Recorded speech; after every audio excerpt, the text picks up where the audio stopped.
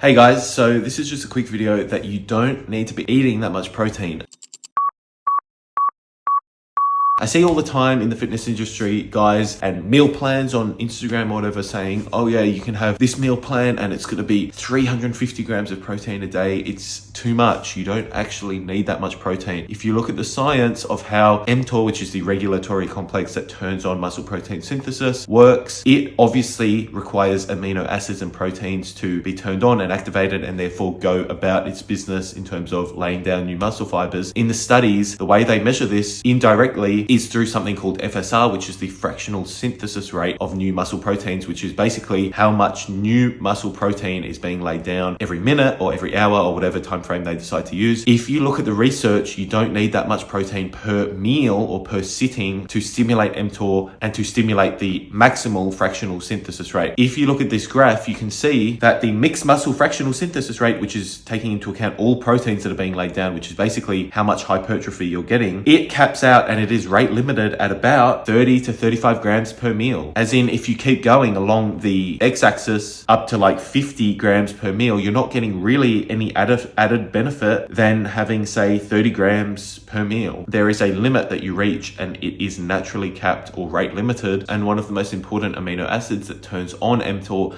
is leucine itself. 3 to 5 grams of leucine in about 30 to 35 grams of protein per meal is going to be key to maximally stimulating your protein window or turning on your muscle hypertrophy as much as you can in any one meal. And eating above this is just creating excess nitrogenous waste products like urea that your body needs to filter through your kidneys and is putting more load on your kidneys to a certain extent. So there's no real need for you to be eating huge amounts of protein. In fact, one of the smartest ways and one of the best ways that you can maximize your muscle protein synthesis rates and your hypertrophy and basically your gains in the gym is to eat about 30 grams of protein every 3 to 5 hours. And that seems to turn on mTOR as much as possible. And the time frame of every 3 to 5 hours seems to be the shortest amount of window before you can turn it on again, if that makes sense. So you can't just have, one 30-gram meal of protein and then 10 minutes later have another and that will turn it on because that is already being digested. Every 3 to 5 hours seems to be the next bolus dose of protein that you can have in order to switch on mTOR again and turn on your muscle hypertrophy. What I'm basically saying is that equates, if you do the equation, over say a 16-hour day. If you sleep 8 hours, you're going to be awake 16 hours. That equates to around 16 divided by, we'll go in the middle at 4 hours per meal, which is about 4 meals a day or 4 windows of protein that you can get in of about 30 to 35 grams of protein. Is putting you really at the low end at about 120 grams of protein per day. And you don't need to be eating 300 grams of protein per day to get the maximal amount of protein that you need. Now, I know for some of you, this is going to be controversial and you might come at me and say, but I need 1 gram of protein per pound of body weight. If you look at how mTOR actually works and the science of how the regulatory complex that controls our muscle growth at a biological level in our muscle cells works, it actually doesn't require that much protein to be maximally stimulated. I would argue that bodybuilders that are eating 300 or 400 grams of protein per day are damaging their health and just adding excess nitrogenous waste products and excess load to their kidneys that they don't actually need. Now, if you're enhanced, of course, you may need slightly more protein, but I would still argue that,